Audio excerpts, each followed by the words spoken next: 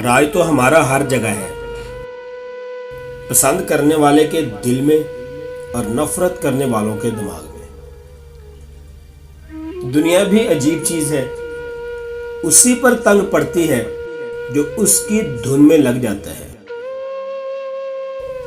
गलतियां हमेशा काबिले मुआफी होती हैं अगर मान ली जाए तो। मौजज़ा होने में कोई देर नहीं लगती। मेरे लफ्ज़ों को ढोंग कहते हैं। लोग खाक के बंदों की सोच खाक ही रही। जो ये कहते हैं लड़कियां पढ़ लिख कर क्या करेंगी, वो अपनी औरतों के ऑपरेशन के वक़्त लेडी डॉक्टर ना ढूंढा करें।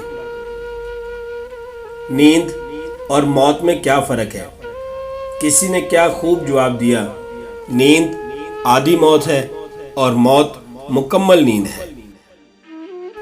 जब हम ये पूछ रहे होते हैं आज खाने में क्या है, उस वक़्त बहुत सारे लोग ये सोच रहे होते हैं आज खाने को कुछ है। जब कोई दिल दुखाए तो चुप रहना चाहिए, क्योंकि जिन्हें हम जवाब नहीं देते उन्हें वक़्त जवाब देता है। अरूज में अगर नज़रें नीची और लहजा नरम हो तो ज़वाल में तकलीफ कम होती है।